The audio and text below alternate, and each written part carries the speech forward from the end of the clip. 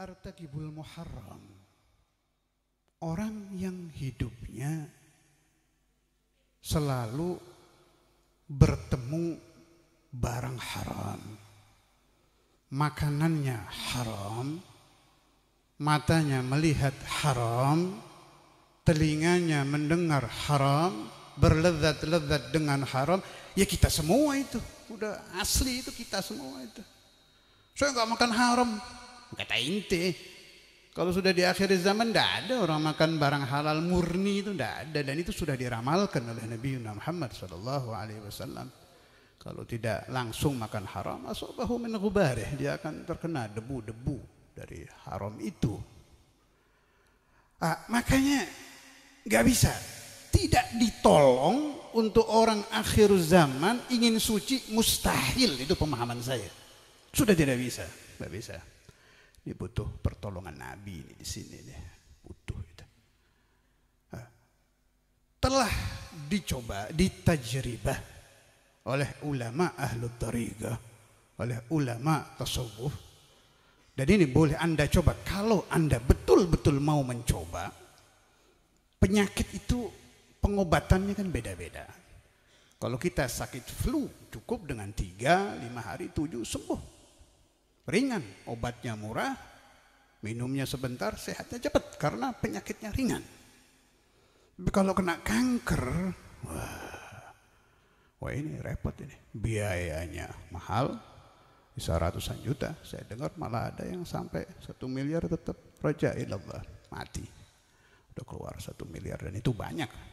Sakitnya nggak ketulungan. Berarti obatnya juga harus hebat.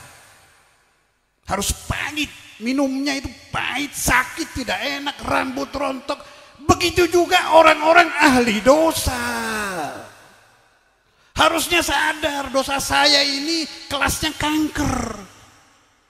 Saya kalau melihat perempuan tidak takut dosa. Agama tidak ada lagi di kepala saya. Seolah-olah ajaran Nabi bahwa perempuan haram dilihat tidak ada.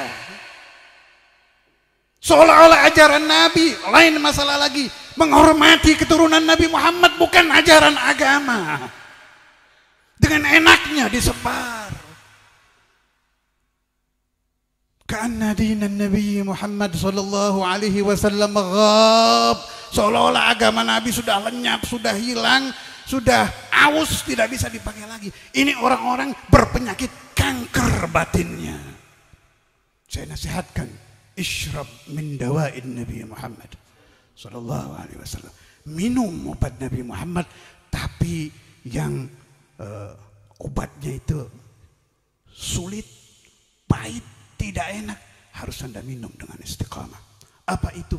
Sallu ala Muhammad. Perbanyak salawat kepada Nabi Muhammad. Jangan 1000. Kanker penyakit ini salawatnya 1000 ingin sembuh. Saya sudah salawat, habis sholat 100, malam 1000. Kok masih nikmat ya maksiat? Katanya Nabi sahibus syafa'ah. Winti ini batinnya kena kanker. Kalau perlu nafas keluar, sallu ala Nabi. Nafas masuk, sallu ala Nabi. Batin bergerak, sallu ala Nabi. Kalau Anda tidak sembuh, saya siap Anda bunuh. Mati saya siap. Mustahil. Man shalla ala Nabi Muhammad sallallahu alaihi wasallam. Siapa-siapa yang bersolawat kepada Nabi Muhammad betul-betul dengan bilangan yang pas dengan ukuran sakitnya, pasti akan sembuh. Saya jamin itu. Tidak sembuh, solawat Anda kurang ya akhi. Anda merasa banyak solawat, kata Anda, bukan kata Tuhan, bukan kata Nabi, bukan kata para murabbi, bukan kata asyah, bukan kata aulia, kata nafsu Anda, kata syahwat Anda. Sebab Anda bukan ibadullah, bukan ibadur rahman, tapi ibadus syahwat, ibadul hawa, ibadud dunia, ibadus syaitan. Tapi Anda merasa menjadi ibadur rahman. Hal-hal seperti ini tolong buka hati Anda. Jangan menolak kebenaran yang datang. Kebenaran tidak akan berubah. Dari zaman Nabi Adam sampai nanti zaman Imam Mahdi, kebenaran adalah satu. Apabila salawat ala Nabi Muhammad sallallahu alaihi wasallam mulai dari Nabi Adam belum turun ketika beliau diuji Allah dengan dosa yang bukan dosa. Min aina nala ridallah min ismi Muhammad. Ini sudah terjadi. Kalau ada orang tidak mau sholawat, tidak mau hormat kepada Nabi, anti dengan maulid, anti dengan penghormatan kepada Nabi, saya tidak akan menyalahkan dia karena cetakannya, cetakan orang-orang yang dijauhkan dari kebenaran, orang-orang yang dijauhkan dari Nabi Muhammad, orang-orang yang dijauhkan dari ajaran kakeknya Nabi Adam. Kalau orang berpaling dari ajaran Nabi Adam, satu-satunya ajaran yang dia ikuti adalah ajaran syaitan. Teliti.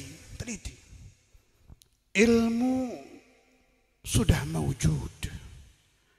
Nabi Muhammad mawjud.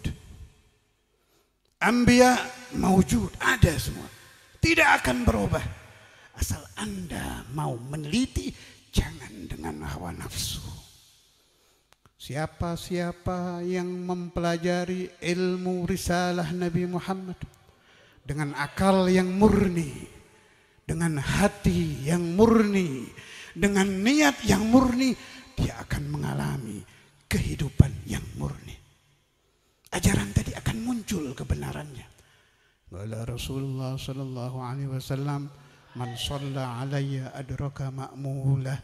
Siapa-siapa yang bersalawat kepada aku, keinginannya apa saja dikasih oleh Allah Ta'ala. Belum dikasih, jangan ini yang disalahkan.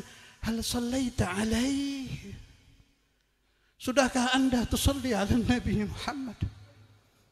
Barangkali yang bersolawat hanya suara Anda yang baru saja Anda pakai, mengalami kencing-kencing najis, kencing-kencing maksiat, minal kizbi wal ghibah wal namimah wal ghadab dan lain-lain. Itu yang Anda pakai, itu sholli ala Nabi.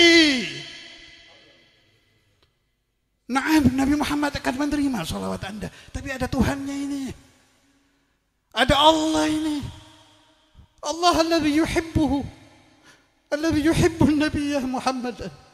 Apakah Allah la yaghdab kalau yang bersolawat kepada Nabi lisannya najis, lisannya baru saja berdosa, kemudian dengan tenangnya dia baca ya Nabi salam,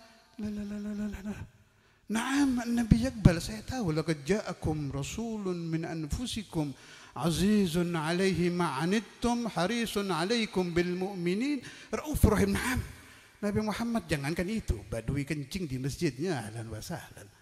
Allahumma salli ala Nabi Muhammad. Lain, Nabi Muhammad lain. Tapi inti harus ingat, ada yang senang sama Nabi ini, nggak tanggung-tanggung. Rabbul Alamin, Rabbul Alamin. Yang senang sama Nabi Muhammad ini punya malaikat namanya Jibril. Sekali teriak dunia hancur. Hati-hati, hati-hati. Hal-hal seperti ini perlu dipelajari, dimengerti, difahami dan dirasakan, kemudian diamalkan secara rutin sehingga kehidupan Anda dari lembar ke lembar berikutnya betul-betul ala siratil mustaqim. Jadi bahasa guru-guru saya dulu itu, dalil jadi gamblang. Yang kata Quran begini terjadi, sholawat hasil maksud terjadi, betul-betul hasil maksud ini. Bukan fata morgana, bukan syak. Anak udah sholat duha, sebulan kok bangunan belum jadi, duit belum muncul. Lah, sholat duha disalahkan. Fahal sallaita duha ala tariqati Muhammad ibn Abdullah atau ala tariqati nafsik? Engkau sholat duha ngikuti cara Nabi, apa jangan-jangan sholatnya pakai madhab inti sendiri? Allahu Akbar. akbarnya belum selesai, pikirannya udah kemana-mana itu. Sampai kata ada yang bilang sama saya apa? Kalau kunci lupa naruh, ingatnya di sholat. Kalau nggak parah itu. Tapi ini terjadi. Sudah seperti itu, menyalahkan dinun Nabi Muhammad. Ini yang saya ingin hilangkan dari pemahaman santri. Jangan cepat-cepat menyalahkan dalil, tapi cepat-cepat salahkan diri Anda sendiri. Sebab dalil selesai, udah benar, pasti terjadi. Kalau belum terjadi, berarti pemahaman kita yang masih keliru. Allah.